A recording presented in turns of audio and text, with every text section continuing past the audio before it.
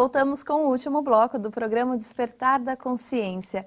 Sebastião, na página 140 do nosso livro, o senhor fala da interferência dos elementos danosos e indesejados, mas o senhor também dá uma receita que é de nos conduzirmos à luz do Evangelho. Explica pra gente essa receita. E por conta dessas informações à luz do Evangelho, foi-nos sugerido escrever a próxima obra que vai falar exatamente o que é Evangelho, para que serve, como usar. E aí já ficou algumas dicas. Depois a oração, a bioenergia e a alimentação. Então, quando nos comportamos à luz do Evangelho do Cristo e sabendo que o Evangelho está em nós e está em todas as coisas, nós vamos pensar, sentir, falar e agir dentro daquele parâmetro que está na questão 632 do Livro dos Espíritos. Já que na 625 já vimos que o nosso modelo e guia é Jesus e na 621 que a lei está em nossa consciência. Então, fazer a outra o que gostaríamos que nos fosse feito. Então, se eu estou diante de um pé de alface ou de um pepino ou qualquer alimento, seja em que frequência for, ali está o meu semelhante. Ali está a síntese de ideias, de pensamentos, de emoções, de elementos vegetais, minerais, animais, mesmo sendo um copo d'água. Todos estão no mesmo cenário. E se eu agir com esse ser, porque Jesus falou, tudo que fizer a um dos meus irmãos mais pequeninos é a mim que o fazeis. E no livro, logo no primeiro momento, nós abordamos que todos os seres que existem, ou todas as frequências de vida em todo o cosmos, são seres vivos. Não tem como imaginar qualquer fascículo de luz do mais pequenino, que é o que nós consideramos que é o princípio inteligente, a qualquer manifestação, se tratam de seres vivos. Então, se eu agir conforme as diretrizes do Evangelho, que recomenda esse pensamento harmonioso, essa ideia harmoniosa, essa moção, essa palavra, essa conduta, eu vou me imunizar de qualquer estados danosos que possa entrar no meu cenário. Porque, como vimos nos blocos anteriores, um pensamento em harmonia, ele repulsa, porque ele aciona a lei de repulsão para os elementos danosos e a lei de atração para os elementos em harmonia com o pensamento. Salvo se eu quero ensinar a um elemento danoso a harmonia. Então agora eu proponho a harmonia e eu vou trair o elemento desarmônico, que é o que ocorre quando nós queremos mudar. E a maioria não sabe disso. Então quando eu quero mudar uma emoção de tristeza para a alegria, a tristeza que está arquivada em meu sub ou no meu inconsciente vem ao cenário do consciente. E parece que eu fico mais triste do que antes. Ou quando a enfermidade aparece e eu quero de fato sanear a causa, parece que ela fica mais grave do que antes. Joana chega a nos alertar na obra Vida Feliz que quando começamos a mudar para melhor, parece que a coisa fica pior do que estava antes. Mas quando temos essa consciência que o Evangelho está em nós, conforme nos informa Emmanuel, na obra Irmão. O Evangelho está em todos os reinos, conforme o Espírito Sheila na obra Flor de Vida. O Evangelho está no ar, está nos peixes, está nas aves, conforme Caena na obra Canção da Natureza. O Evangelho está em toda a natureza, conforme Miramesa em Força Soberana. Então, se eu respeitar a vida em todas as frequências, visando o aproveitamento total, não desperdício, fazer o máximo com o mínimo, eu me imunizo contra qualquer espécie de elementos danosos na área física, psíquica, emocional ou espiritual. Eu sou um cidadão cósmico, eu me comporto como anjo, já que a proposta do livro é do átomo ao anjo, porque esse é o comportamento de alguém que está a caminho da angelitude. Sebastião, o senhor comentou sobre o que Joana de Ângelis já citou em alguma das suas obras. E eu mesma já me manifestei diante de uma situação que quando tudo está dando certo, está progredindo, de repente a gente recebe um balde de água fria. Já vi outras pessoas também comentando sobre isso. Esse balde de água fria vem para nos testar? Seria uma providência divina? Exato. Nada acontece sem que Deus permita, sem que esse arquiteto cósmico permita aquela experiência. Imagina um ser com outro ser e mais outro em plena harmonia. O que eles vão aprender? Já imaginou que monotonia?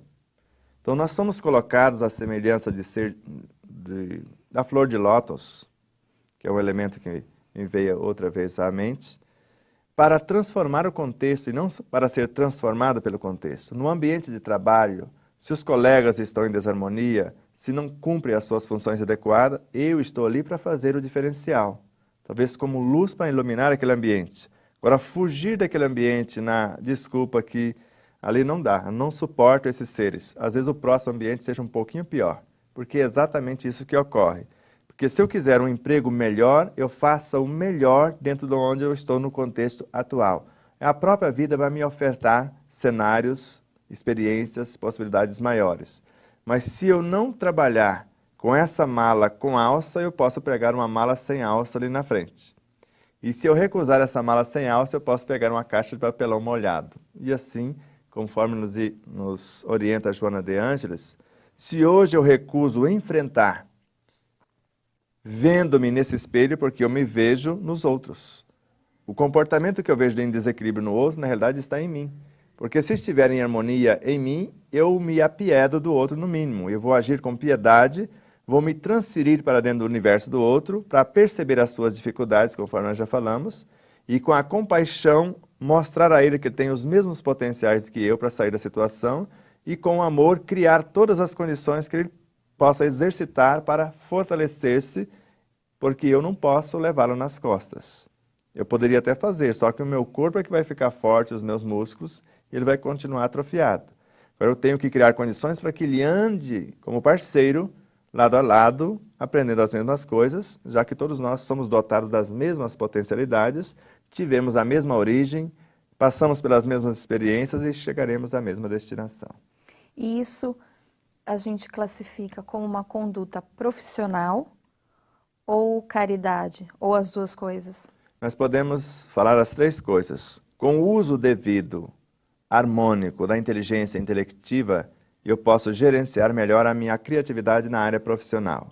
Com o uso harmônico da inteligência emocional, eu me relaciono com os colegas dentro desse uso da inteligência ou da minha capacidade criativa no meio profissional. Com o uso da inteligência ética, eu vou ter a ética no comportamento e por mais que o meu colega haja de maneira irresponsável e descortês, eu vou fazer de tudo para suprir aquela deficiência, para manter em harmonia o conjunto até que ele acorde para essa responsabilidade. Porque quanto mais eu criticá-lo, quanto mais eu falar, eu comentar, o mal se expande. Porque quem comenta o mal contribui para a sua expansão, conforme o Evangelho segundo o Espiritismo. Ou conforme a obra de André Luiz, ele fala que o mal não merece comentário em tempo algum. Eu comento bem, porque se eu começar a enxergar o Deus que existe em cada um, esse Deus Espírito, eu vou fortalecê-lo. Mas se eu começar a apontar as ervas daninhas, o trigo vai se enfraquecer. Então, a melhor forma de cortar o mal pela raiz é não olhando, né? Não dando atenção. Você pode até olhar, mas as coisas tomam a dimensão da atenção que você der.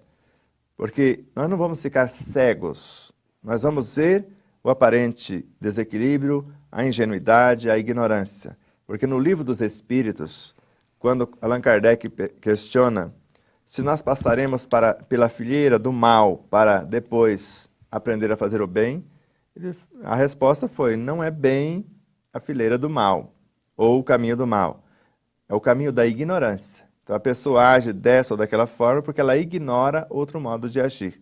Então para nós é um mal, eu já não mais faria porque já conheço a situação, já experimentei. E o outro talvez não tenha ainda a experiência. E é necessário que ele passe pela experiência e tendo eu como exemplo para que ele possa seguir.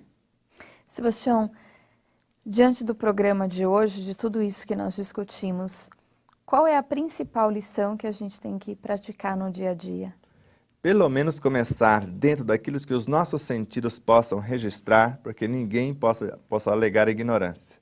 Então, se eu visar o aproveitamento total da energia, seja ela qual for, do dinheiro a tudo que ele pode comprar ou promover, o não desperdício de coisa alguma e o fazer o máximo com o mínimo. E pensar no segundo momento na possibilidade de eu construir a partir do pensamento, da harmonia das emoções, de uma palavra bem arquitetada, de uma conduta equivalente, transformar no médico de mim mesmo. E depois, esse ser que já despertou na consciência, respeitando todas as frequências de vida, os estados vibracionais e o estágio evolutivo de cada um, ele vai ser o agente transformador, porque ele vai convidar e arrastar pelo exemplo a multidão que às vezes está distraída e às vezes ignorando possibilidades e realidades que jamais sonhara. Se você perdeu o programa de hoje, você pode acompanhar pelo site tvmundomaior.com.br. Se você tem alguma dúvida ou sugestão, mande-nos um e-mail, despertar@tvmundomaior.com.br. E para quem quer comprar o livro, Sebastião, qual site que tem que acessar? Ele pode começar pelo nosso site www.odespertardaconsciência.com.br. Lá tem o atendimento tanto para o distribuidor quanto para o consumidor final, ou acessar os sites dos distribuidores, ou ligar para esses distribuidores, porque hoje com a internet fica muito fácil, ou nas livrarias de um modo geral, ou falar com o seu livreiro para que ele possa encomendar, ligar para o distribuidor ou para nós e ter o livro até você. Mas será uma honra você entrar no nosso site e fazermos chegar o livro até você sem maiores dificuldades. Sebastião, gratidão imensa participar de mais um programa. Até o próximo. Muito A gratidão obrigada. é nossa. Paz e luz e muito amor a todos. Muito obrigada a você aí de casa. Até o próximo programa. Um grande abraço, um grande beijo.